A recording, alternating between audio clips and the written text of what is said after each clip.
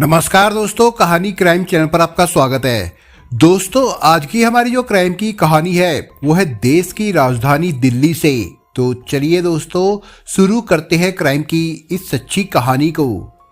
चाय की दुकान हो या फिर नाई की या फिर पान की दुकान हो, ये सब ऐसे अड्डे होते हैं जहां आदमी को तरह तरह की जानकारी ही नहीं मिलती बल्कि उन पर विस्तार से चर्चा भी होती है।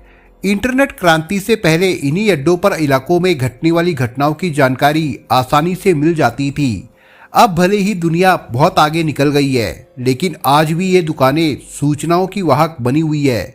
बाल काटते या हजामत करते करते नाई, चाय की दुकान पर बैठे लोग और पान खाने वाले किसी न किसी विषय पर बातें करते रहते हैं।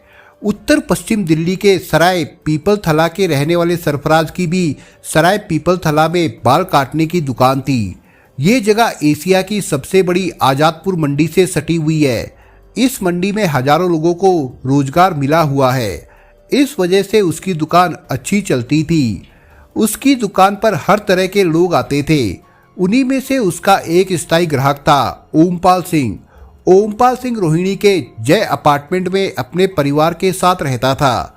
उसने आजादपुर मंडी में कुछ लोगों को हाथ ठेले किराए पर दे रखे थे।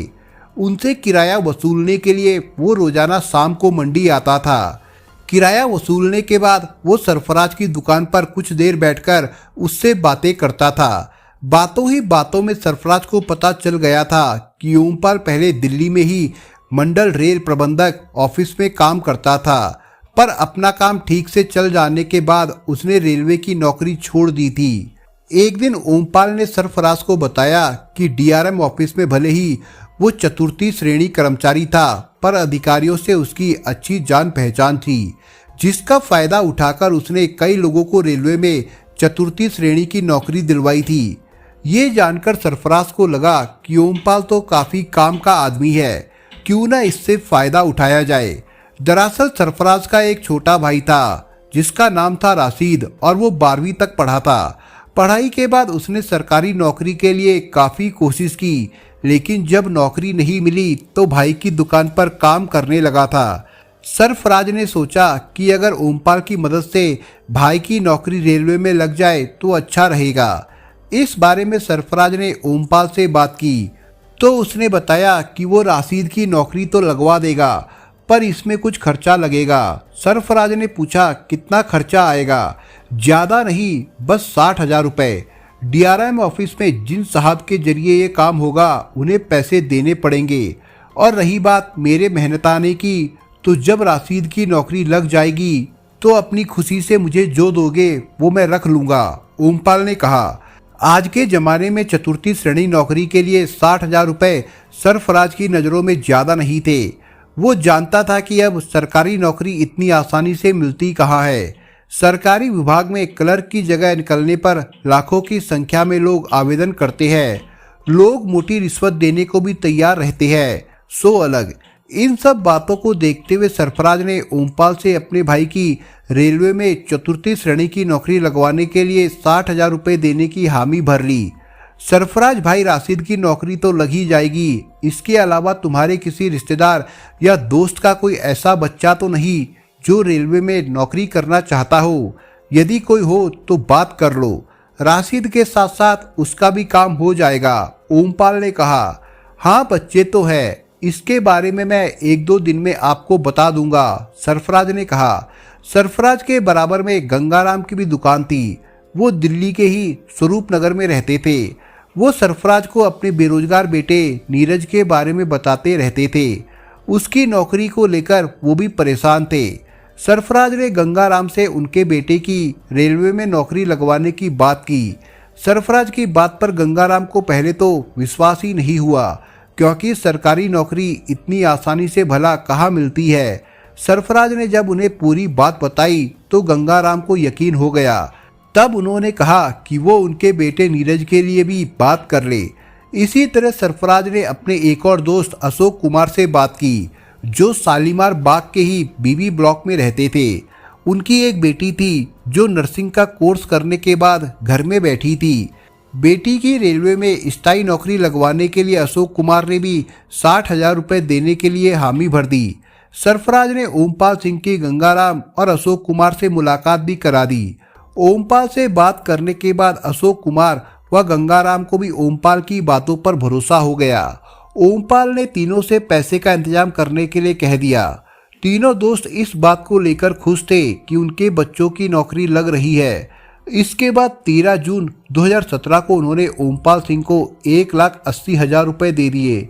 रुपए लेने के बाद ओमपाल ने उन्हें विश्वास दिलाया कि 1-1.5 महीने के अंदर उनके बच्चों की नौकरी लग जाएगी। अशोक, गंगाराम व सरफराज एक एक कर दिन गिनने लगे।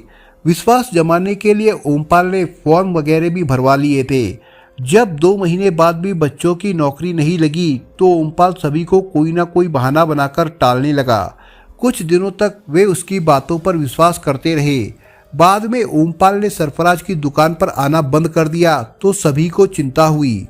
फोन नंबर बंद होने पर सरफराज, गंगाराम और अशोक की चिंता बढ़ गई। इसके बाद एक दिन सरफराज, अशोक और गंगाराम ओमपाल के जय अपार्टमेंट स्थित फ्लैट नंबर 131 पर जा पहुंचे, जहां पता चला कि ओमपाल इस फ्लैट को खाली करके जा चुका है। ये जानकर तीनों के पैरों तले से जमीन खिसक गई। वे समझ गए कि बड़े सातिराना ढंग से ओमपाल ने उनके साथ ठगी की है। उनके पास ऐसा कोई उपाय नहीं था जिससे वे ओमपाल को तलाश करते। मजबूरन वे उत्तर पश्चिमी जिले के डीसीपी मिलिंद एम डुमरे से मिले और उन्हें अपने साथ घटी घटना की जानकारी विस्तार से दी। डीसीपी ने इस मामले की जांच ऑपरेशन सेल के एसीपी रमेश कुमार को करने को निर्देश दिए।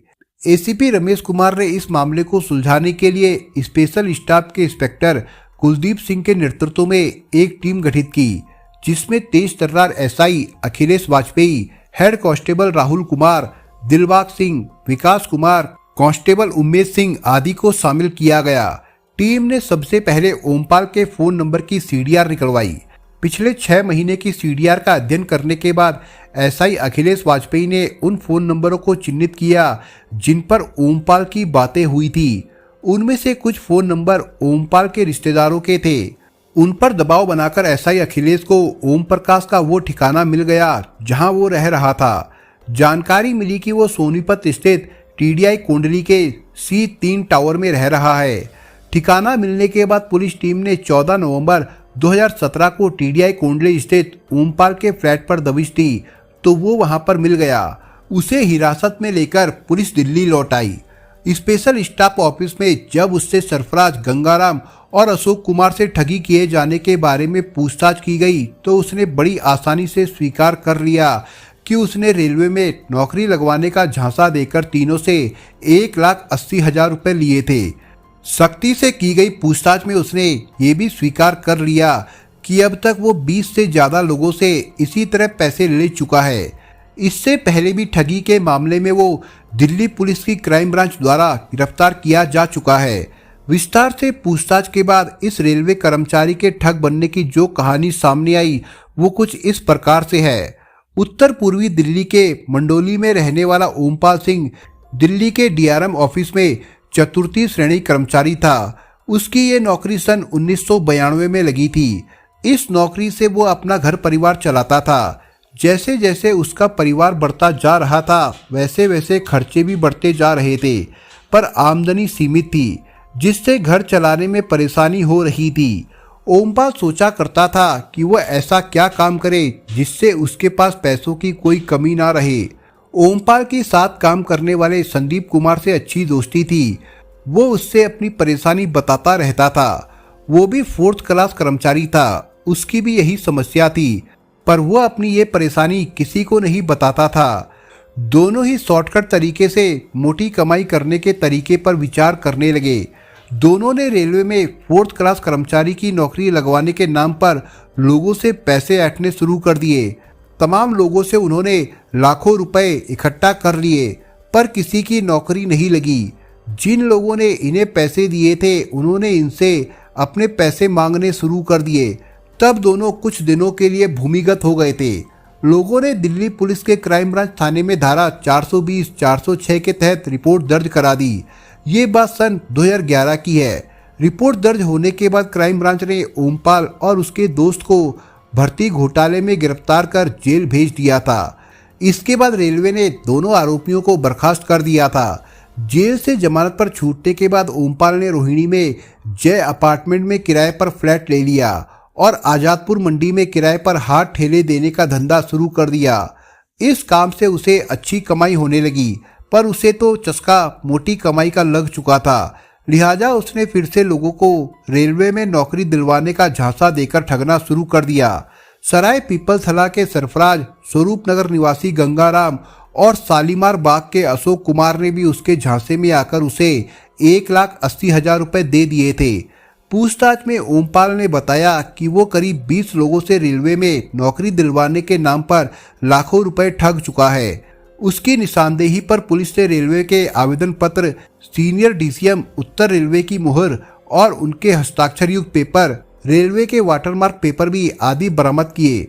पूछताछ के बाद ओमपाल को 15 नवंबर 2017 को रोहिणी कोर्ट में पेश किया गया, जहां से कोर्ट ने उसे 3 दिनों की पुलिस रिमांड पर भेज दिया।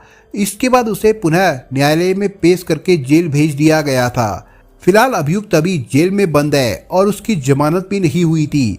इस मामले की विवेचना एसआई अखिलेश वाजपेयी कर रहे थे।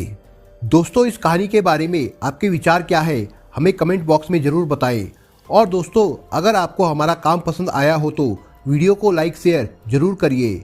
और अगर आपने अभी तक चैनल को सब्सक्राइब नहीं किया हो तो जाने से पहले चैनल को सब्सक्राइब जरूर करिए। दोस्तों, धन्यवाद।